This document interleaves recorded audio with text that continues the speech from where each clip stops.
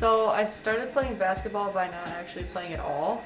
I played soccer with all my friends growing up. In about second grade I started. And they all went to a different school than I did. They all went to the Janesville School District and I was in Milton at the time. And I've lost all my friends for an entire year until soccer season started again in third grade. So I got really lonely and super bored. And I was like, what did you guys do? Where did you all go during the winter time? And they're like, well, we played basketball. And I'm like, okay, I'm gonna play basketball so I can have some friends at least. So it started in the end of second grade. I started traveling with them and here I am at Stevens Point playing today. My dad actually grew up in Rockford, Illinois. He played basketball and he was pretty good at it. My mom had a kind of tough childhood. She never played organized sports, but her and her whole family played baseball diamond type of family sports like that.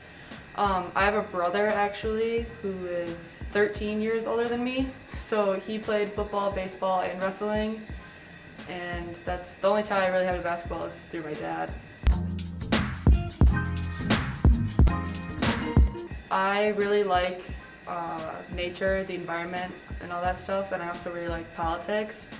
So I tried to find schools that were pretty close to Milton, and I found Stevens Point, and I figured that most people came here for wildlife or natural resource management, and I was like, this is the perfect spot for me. It's close enough to home, I go whenever I want, and I love the surrounding area. I fell in love with Schmidt. And the funny part of that story is I wasn't planning on playing college basketball. I actually really fell out of love with basketball at the end of my senior year. And Coach Gilbert had sent me an email and asked me to play, and I said, no, it's not really for me anymore. I don't really like it. And then I started playing again the summer going into my freshman year. And I fell in love with it all over again. I emailed Coach Gilbert begging her to let me be on the team. I was like, I'll even be a manager if there's a spot for that. And she's like, no, you can try out. And here I am, still here, playing basketball. Majoring in poli-sci, double minoring in public administration, policy analysis, and environmental studies with a certificate in international relations. So I would really like to graduate in May, which I will, in 4 years, and travel a little bit, out of country, and if I get a job in a different country, I'm completely okay with that, but I would really like to get to know how other conservation and preservation programs work in different countries, and maybe I can bring that back here when I decide to stop traveling and implement that into local government. It just really helps knowing that Coach Egner comes from a place of information. She really knows what she's talking about, and we all realize that and trust her in that.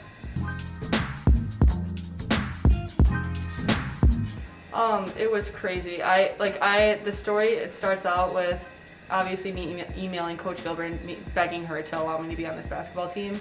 And then Kellan going up to their office and saying, do you even know who this girl is? And so it started out bad. Even when I got here, it wasn't we were best friends right away. It took Kellan and I really sitting down and talking about, just because we hated each other in high school doesn't mean we have to hate each other now. I couldn't imagine playing without Kellan now.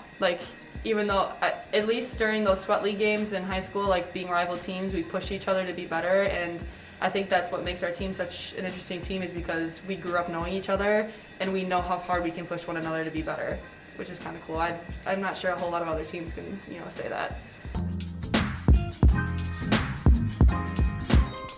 In Milton.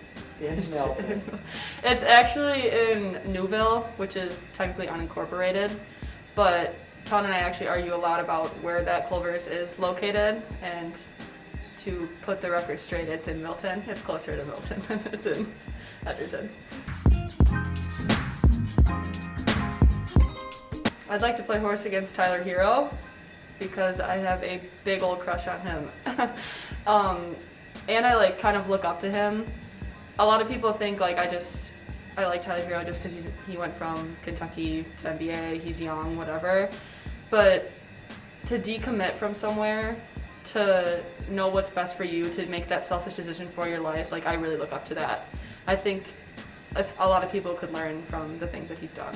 So it'd be kind of cool to play horse with him. Probably from my dad, and he still just says this to me all the time.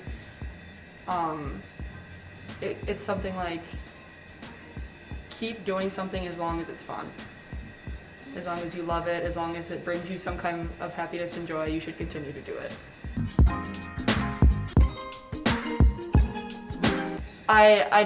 We all listen to Moment for Life by Nicki Minaj in the locker room, whatever locker room we're in, before we go up to start pregame.